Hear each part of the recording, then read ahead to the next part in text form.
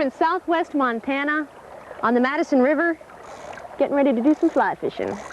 Montana has arguably the finest fly fishing in the world, with rivers like Yellowstone and Big Hole, filled with cutthroats, rainbows, and brooks. These rivers are what attracted Dick and Diane Beatty all the way from New York City. Dick loves to fish so much that they built a vacation home here. Actually, I'm an expert angler. But if I do a perfect cast, how is that cute man over there going to help me? Oh, darn!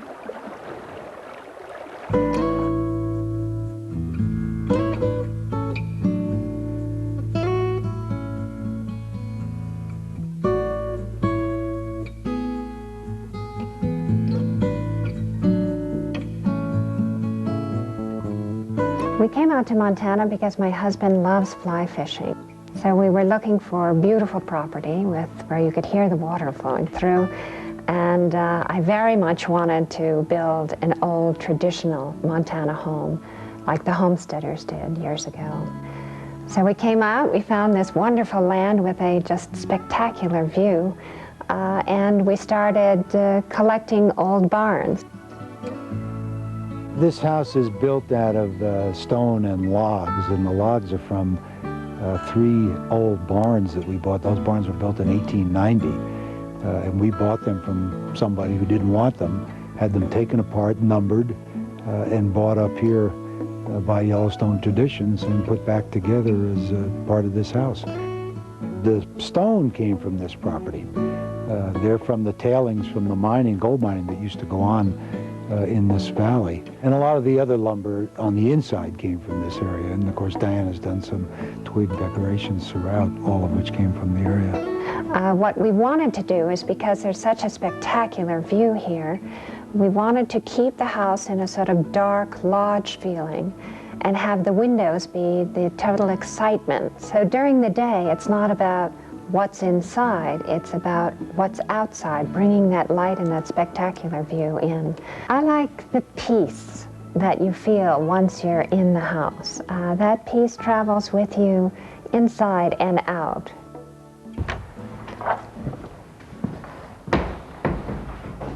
Here we are in the dining room underneath this great moose horn chandelier. You'll also notice that most of the ceilings in the rooms are quite high. They are all rafter ceilings, which, depending on the size of the rooms, it certainly makes them tall and makes you feel spacious.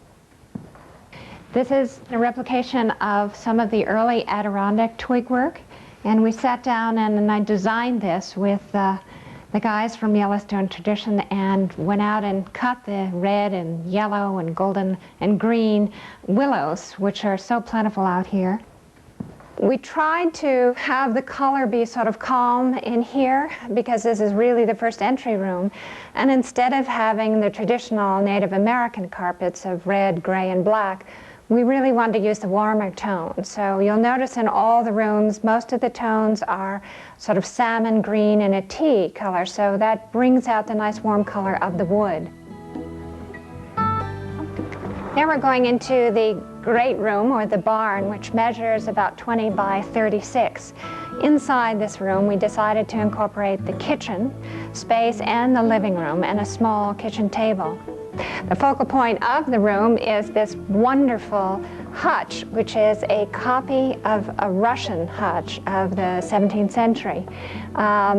It's really quite usable as well because, you know, it's a great big hutch to store all kinds of food in for the times when you're snowed in up here for 2 and 3 days at a time. At the end of the kitchen counter is a wonderful corner made by the Yellowstone Traditions guys of a fantastic piece of burl. Burl, you know, is the viruses of trees. Our architect, Candace Miller, thought, why not use the space as a bookcase? So once again, they were embellished with the wormwood. And at the bottom, you can see they've actually used bark from trees in a sort of arched look.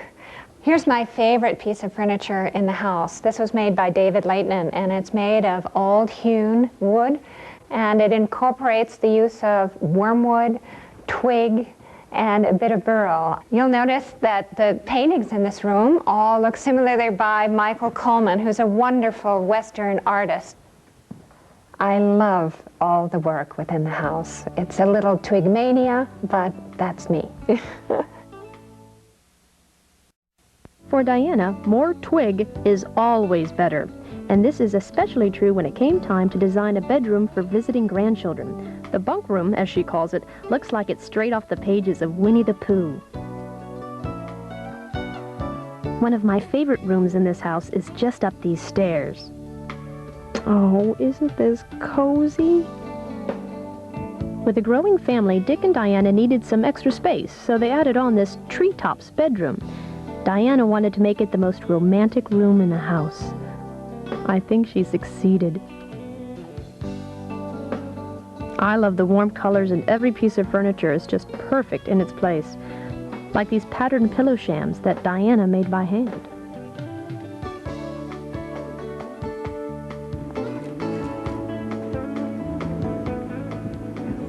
Diana's daughter Lisa told me she never takes for granted the inspiration her mother had in creating this family homestead. I wanted to have a playhouse for the children. Inside the trapper's cabin, we wanted to furnish it with everything child-size. So you'll see that there's a little old iron stove there, lots of miniature pots and pans, a little table and chairs. It's fun, and we'll have a lot of fun playing with it. Electra and Max already love it. A day of hiking and fishing are a few ways the Beatties take it easy, and the perfect spot to do both is down by the pond. Just overlooking the pond is an old stone soddy fishing cabin. The cabin is surrounded inside and out by stone, with some boulders measuring 4 to 5 feet. They're huge. Now it's called a stone soddy because, you guessed it, there's wild grasses growing on the roof. It's a replica of an old stone cabin found in many of the parks around Montana. Diana wanted this fishing cabin to be a comfortable and quiet place where family and friends can spend time by themselves. Even though this little cabin is only one room, Diana has outfitted it with the same attention to detail as the main house. It's a magical little frontier hideaway you can escape to for an afternoon, and the view from the window is right out of a painted landscape.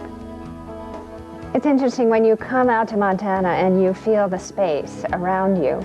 And here's an old homesteader's barn and house. I suddenly have become a homesteader myself, and I find every opportunity I'm sewing on the sewing machine, making all the pillow shams and the dust ruffles.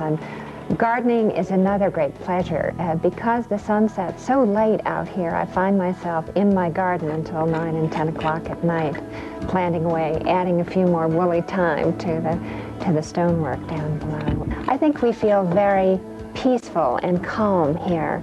I just love being in the mountains. I've been coming out to Montana 12, 15 years, and I fell in love with it. I mean, it's just a beautiful state. The vistas, the views are just fabulous. It's just a very, very good place to be. Yeah, one more. Right. Real smooth. Am I doing it? And just cast it out. Yeah. Thank you very much. My pleasure.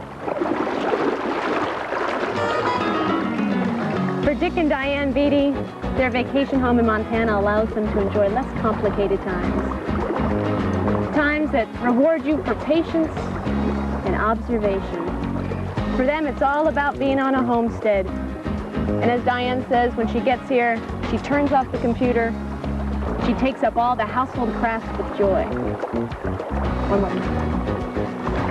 Nice and smooth.